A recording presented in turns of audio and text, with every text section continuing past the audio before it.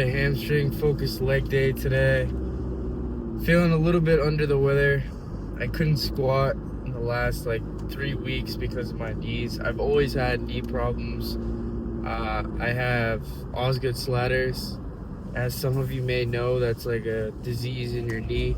I have that in both knees and it flares up from time to time, but these past 3 weeks I've been unable to squat just because of the pain. And I still kind of have pain even just when body weight squatting, which is bad, but usually I end up pushing through.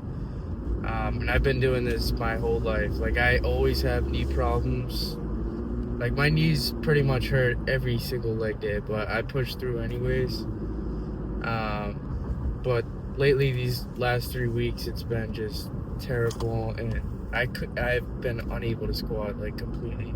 So I knew the best thing was just to take some time off. But this is the first leg day that I'll actually be squatting. Since it's hamstring focused, it's not gonna be a lot of squatting patterns, so it's not going to put too much stress on my knees. Usually what bothers my knees is leg extensions, squats, and leg presses, but we're not doing those. We're doing mainly lying leg curls for hamstrings and hip hinges. I usually do one squatting movement on my hamstring day just to get some quad work.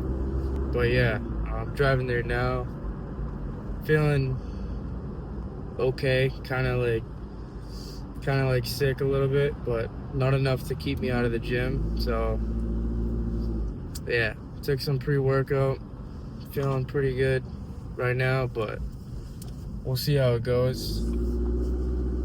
If I don't PR and everything, I'm probably gonna walk out the gym and go home and cry, but we'll see how it goes. Should progress everything. I only got 6 hours of sleep, which isn't ideal, but yeah, we'll see you at the gym.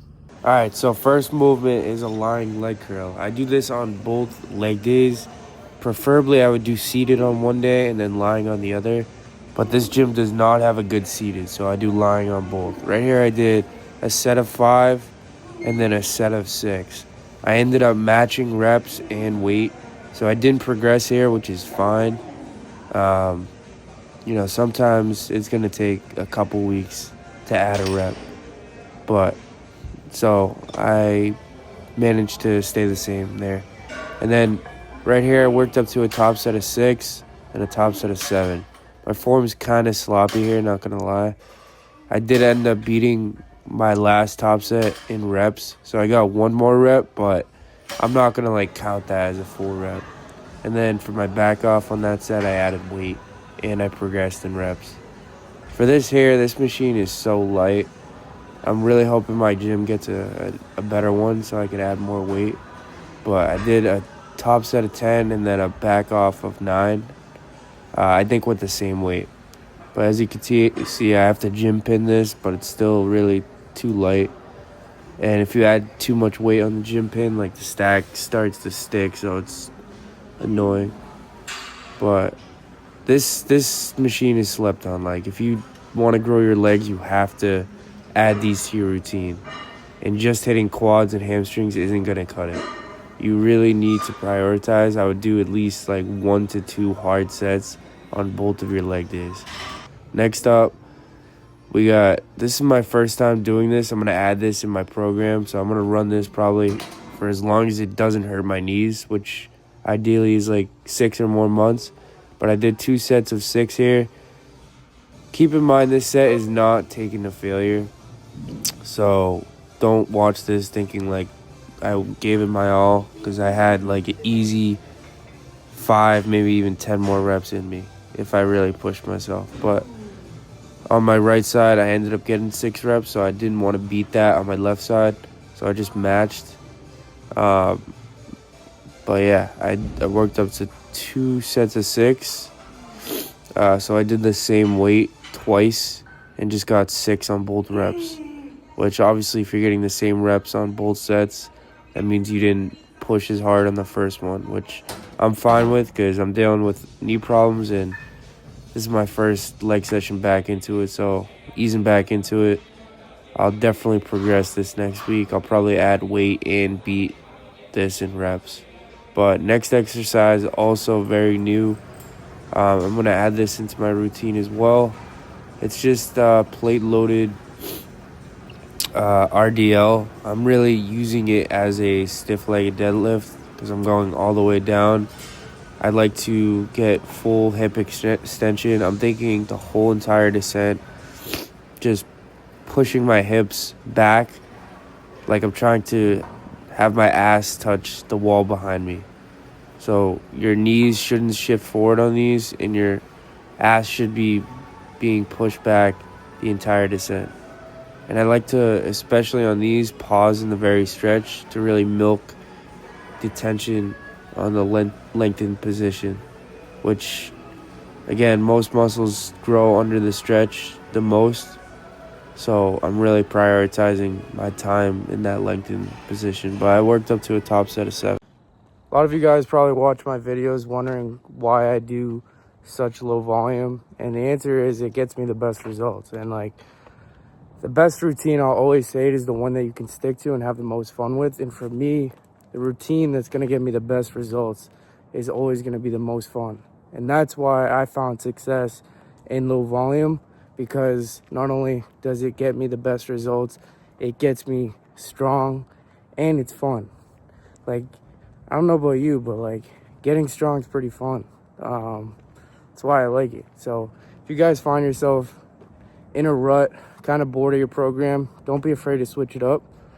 But when you do switch it up, make sure you stick with it for a good amount of time. Otherwise, there's no point in just switching, because you're not going to be able to gauge progress. The reason why you should stick with one routine is so you have a good runway to gauge progressions.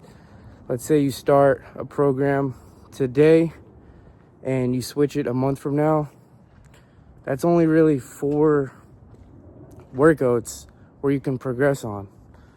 And the first couple is really just going to be neurological adaptation. It's not even like your muscles getting stronger.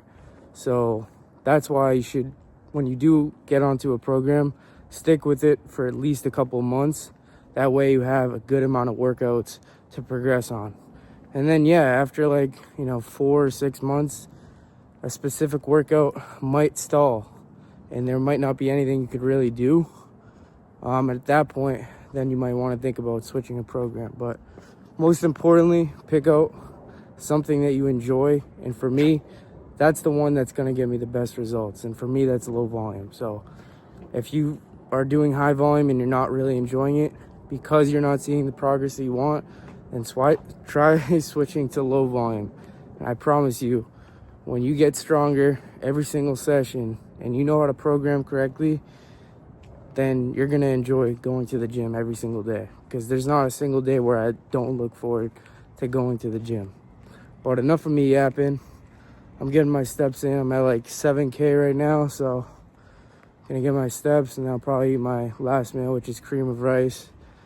If you guys don't know, I eat a lot of my calories at night. That way, I save a lot of calories for nighttime. That way I'm less likely to binge.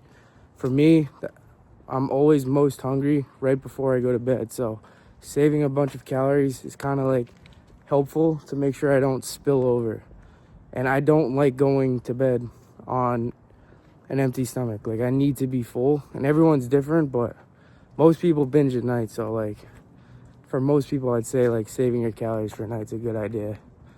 And also, I train early in the morning, so the meal before bed almost serves as a pre-workout, because I'm waking up at 4:30 and going to the gym by 5. The last meal before bed is almost like a pre-workout. So that's why I have a pretty carb-heavy and fat-heavy meal before bed. Reason why I have a lot of carbs and fats, as we know, carbs are for energy, but fats slow the digestion down. So having a good portion of fats with my carbs is going to help slow the digestion down. That way I can use some of that as energy for my morning session. But yeah, enough of me yapping. I'm going to finish walking, getting my steps, and I'm going to eat the cream of rice for my last meal. Peace.